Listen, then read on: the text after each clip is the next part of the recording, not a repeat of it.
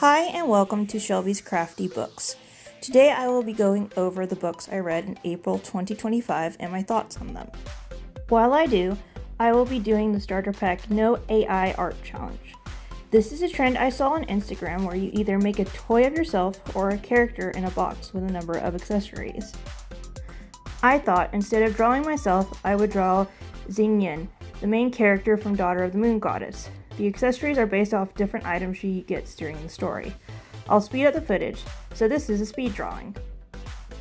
So enjoy my attempt at the starter pack No AI challenge as I recap what I read in the month of April 2025. The first book I read in April was So This Is Love by Elizabeth Lynn. I physically read this book.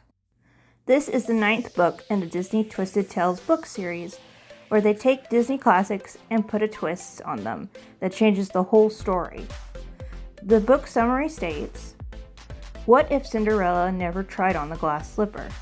Unable to prove that she is the missing princess, and unable to bear the life under Lady Tremaine any longer, Cinderella attempts a fresh start, looking for work at the palace as a seamstress.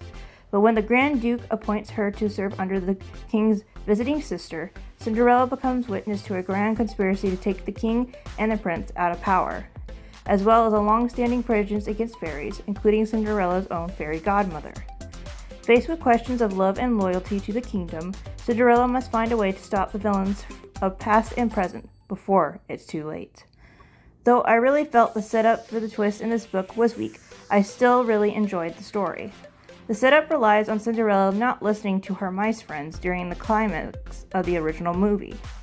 I felt the author could have made another reason for Cinderella not to try on the glass slipper.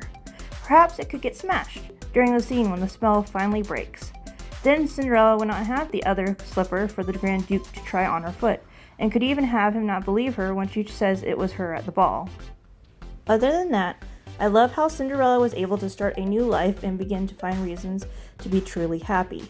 Also, her relationship with the prince was cute, and I love the new characters added to the story, especially Genevieve. I gave So This Is Love 4 out of 5 stars. The next book I read in April was The Rise of Kyoshi by F.C. Yee and Michael DiMartino, which I listened to as an audiobook. This book is in the Avatar: The Last Airbender franchise. The book summary states, F.C. Yee's The Rise of Kyoshi delves into the story of Kyoshi, the Earth Kingdom-born Avatar. The longest-living Avatar in this beloved world's history, Kyoshi establishes the brave and respected Kyoshi warriors, but also founded the secretive Dai Li, which led to the corruption, decline, and fall of her own nation. The first book of 2 novels based on Kyoshi, The Rise of Kyoshi, maps her journey from a girl of humble origins to the merciless pursuer of justice who is still feared and admired centuries after she became the Avatar. As a fan of Avatar: The Last Airbender, I really enjoyed this book. It was great to see how the character of Kyoshi started her journey as the Avatar, master of fire, air, water, and earthbending.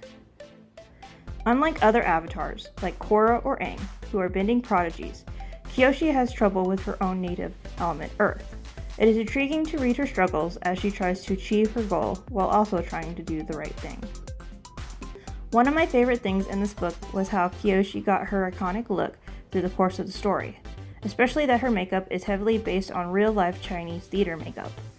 I give Rise of Kyoshi a 4.5 stars out of 5. The third book I read in April was Daughter of the Moon Goddess by Su Lin Tan. I physically read this book. The book summary states, growing up on the moon, Xingyin is accustomed to solitude, unaware that she is being hidden from the feared celestial emperor who exiled her mother for stealing his elixir of immortality. But when Xingyin magic flares and her existence is discovered, she is forced to flee her home, leaving her mother behind. Alone, powerless, and afraid, she makes her way to the celestial kingdom, a land of wonder and secrets. Disguising her identity, she seizes an opportunity to learn alongside the Emperor's son, mastering archery and magic, even as passion flames between her and the prince. To save her mother, Xingyin embarks on a perilous quest, confronting legendary creatures and vicious enemies. But when treachery looms and forbidden magic threatens the kingdom, she must challenge the ruthless celestial emperor for her dream, striking a dangerous bargain in which she is torn between losing all she loves or plunging the realm into chaos. Daughter of the Moon Goddess begins an enchanting duology which weaves ancient Chinese mythology into a sweeping adventure of immortals and magic, of loss and sacrifice, where love vows with honor, dreams are fraught with betrayal, and hope emerges triumphant. This was a long but enchanting book to read. It felt really like 3 books in one, with each part following a part of Jingyin's journey to rescue her mother. The 3 parts include her life learning things and being a companion to Prince Li Wei of the Celestial Kingdom, serving the Celestial Army as an archer, and finally requiring the Dragon Pearls to free her mother from the moon. It was interesting to see Xingyin grow and take on challenges. I liked the relationship between her and Li Wei, but wished there was more interactions between the two. I did not care about the romance between Xingyin and Wuxin, though. I gave Daughter of the Moon Goddess 4 out of 5 stars. The 4th book I read in April was Shadow of Kyoshi by F.C. Yi and Michael Dante DiMartino. I listened to this story as an audiobook. The book summary states, Kyoshi's place as the true avatar has finally been cemented, but at a heavy cost. With her mentors gone, Kyoshi voyages across the 4 nations, struggling to keep the peace. But while her reputation grows, a mysterious threat emerges from the spirit world. To stop it, Kyoshi, Rangi, and the reluctant allies must join forces before the 4 nations are destroyed. This thrilling follow-up continues Kyoshi's journey from a girl of humble origins to the merciless pursuer of justice, still feared and admired centuries after becoming the Avatar. I feel this was a great follow-up to Rise of Kyoshi. I liked how Kyoshi still had a lot to learn as the Avatar. She makes mistakes but still tries to do what's right. She also lets her past control her actions and must learn to move past it. I also liked how it showed the struggles of her previous life, Avatar Kurok, went through. The biggest problems I had, though, was the political problems Kyoshi had to face, mostly keeping track of the names of each Fire Nation clan and some characters' names. I feel this was mostly due to me listening to this as an audiobook, though. I believe I would have had a better time if I read it as an actual book. I give Shadow of Kyoshi 4 out of 5 stars. The last book I read in April was Queen Bee by Amalie Howard. I physically read this book.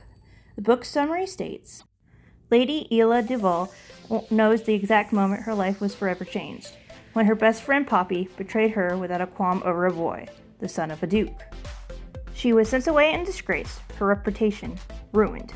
Nearly 3 years later, 18-year-old Ela is consumed with bitterness and desire for revenge. Her enemy is quickly joining the creme de la creme of high society, while she withers away in the English countryside. With an audacious plan to get even, Ela disguises herself as a mysterious heiress and infiltrates London's elite. But when Ela reunites with the only boy she's ever loved, she begins to question whether vengeance is still her greatest desire. In this complicated game of real-life chess, Ela must choose her next move, finally bring the queen down or capture the king's heart. I really liked how this book was set up point of view-wise. It switches between Ela at 15 and 18. Her 15-year-old parts show the life she once had and how her friend Poppy changed toward her. Then her 18-year-old parts show as she tries to get her revenge. I believe this is a cool way to tell the story. I also liked reading about how Ela, now Lyra, thought through her plan and executed it. It was a nice and sweet read. I gave Queen Bee 4 out of 5 stars. Those were the 5 books I read in April. I usually don't plan books I read ahead, but for May, I actually do have a couple I hope to get to. The first is Heart of the Sun Warrior by Su Lin Tan. The book summary states, after her perilous quest to free her mother, Jingyin thrives once more in the tranquility of her home. But her fragile peace is threatened by the discovery of a strange magic on the moon and the unsettling changes in the Celestial Kingdom as the Emperor tightens his grip on power. While Jingyin is determined to keep clear of the rising danger, the discovery of a shocking truth spurs her into a treacherous confrontation. Forced to flee her home once more, Jingyin and her companions venture to unexplored lands of the immortal realm, encountering legendary creatures, shrewd monarchs, beloved friends, and bitter adversaries. With alliances shifting quicker than the tides, Jingyin has to overcome past grudges and enemies to forge a new path forward, seeking aid where she never imagined she would. As an unspeakable terror sweeps across the realm, Jingyin must uncover the truth of her heart and claw her way through devastation. to rise against this evil before it destroys everything she holds dear and the world she has grown to love, even if doing so demands the greatest price of all. As I read Daughter of the Moon Goddess, I would like to finish reading this duology by reading Heart of the Sun Warrior. I am also excited to continue and see how Jinyin journey ends. The other book I plan to read is Dawn of Yang Chen by F.C. Yi and Michael Dante DiMartino. The book summary states, Yang Chen's inexperience may prove to be her greatest asset. Plagued by voices of avatars before her for as long as she can remember, Yang Chen has not yet earned the respect of Avatar Zinzo, her predecessor. In an era where loyalty is bought rather than earned, she has little reasons to trust her counsel. When Yang Chen travels to Ben-Ur in the Earth Kingdom on political business, a chance encounter with an informant leads to a wary partnership. Ben-Ur is a city ruled by corrupt Shang merchants who have become resentful of the Earth King and his whims. To extract themselves from his influence, the Shangs have one solution in mind, a mysterious weapon of mass destruction that will place power squarely on their hands. As Yang Chen seeks to thwart the Shang's plan, her unlikely friendship with the informant deepens. But for Yang Chen to chart her course as a singularly powerful avatar, she must learn to rely on her own wisdom above all else. I really enjoyed the books following Avatar Kyoshi, and would like to continue with the books which follow Avatar Yang Chen. I look forward to seeing how different her story is. I hope you enjoyed seeing the speed draw of the Character Starter Pack No AI Challenge, and listening to my brief thoughts on each book I read in April. Thank you for watching.